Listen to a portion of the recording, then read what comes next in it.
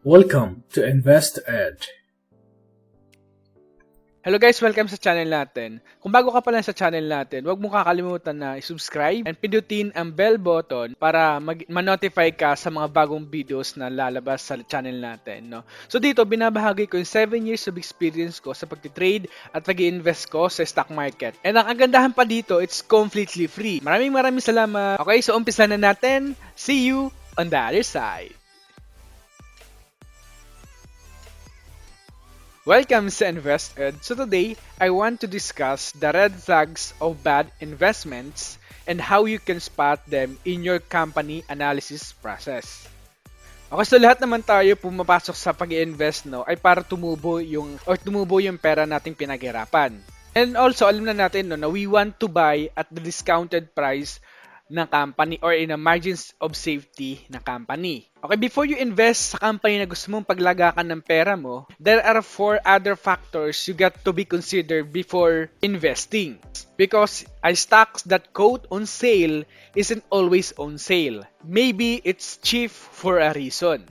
And now, tignan natin ngayon kung ano yung red flags na sinasabi natin. And kung ano yung great signs. And kapag nakita nyo yung 4 bad signs sa company, don't walk, just run.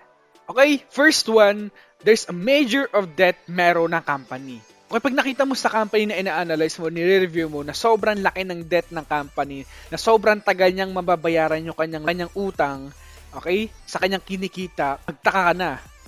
Kailangan mo nang salaksikin kung bakit ganyan, no? Kung bakit ganyan kalaki yung debt ng company. And also, kapag malaki yung debt, nangangahulugan yun, malaki yung tsansa na magkaroon ng declare of bankruptcy.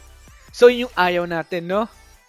And yung pangalawa ay ang bad management, which can impact the big debt. So, natin makita dito, yung return on invested capital, ang hulugan yon, efficient sila mag-manage ng kanilang utang capital to produce a profit from their businesses. And also, no, you look at ROE or return on equity. Kung it's still growing ba yung company over the years, nag-grow ba yung ROE ng company or declining. So kapag declining yung kanyang return on equity or puro negative yung kanyang return on equity, huwag ka na maglakad, tumakbo ka na. So yung pangatlo ay yung no moat yung company, no. So gusto natin makita na sa company na ina-analyze natin over the years, nag-grow yung kanyang earnings per share, book value per share, cash from operating activities, free cash flow per share, net income, no? Saan makita natin nag-grow yan? And kung nakikita natin na sobrang negative ng nabanggit natin, sobrang negative or bumababa yung mga nabanggit natin, nangangahulugan yun na there's something na nangyayari sa kanilang company. You have to always find a company that most have a durable competitive advantage to the market, no? And always, no, without a moat, there's no guarantee the company is safe. Kasi nga wala silang protection and they can easily wipe out by competitors. Yun yung ayaw nating mangyari, no? Yung pera nating pinaghirapan ay mawawala lang ng parambula. And also, you have to find a company na mayroong track record, no? Dating ng panahon. So, nakikita natin over the years, no? Na subok na siya sa pandemic, subok na siya kung saan man, sa global financial crisis, or nag-grow yung company, no? Yun yung mga gusto natin, na over the years, kahit bumagsak yung kanilang price, still alam mo yung value ng company or yung moat ng company ay naandyan. Alam mo sa sarili mo na over the years na andyan pa rin yung company na yan and is still growing. And if you find that, you find a gems. Okay, so now we avoid major debt ang meron na company. We got to avoid bad management and also we got to avoid a no moat company. And you most importantly, no, that you have to stay simple. What do I mean by you have to stay simple?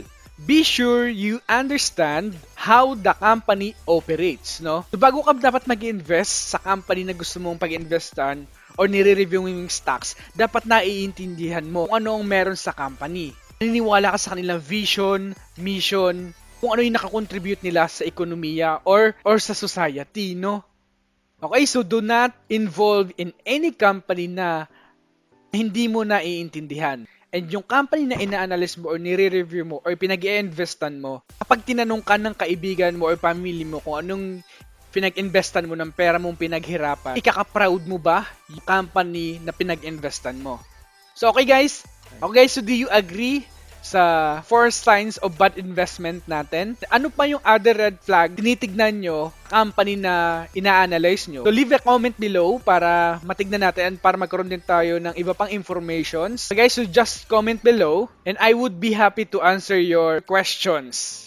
Okay, maraming salamat sa panonood and see you on the other side.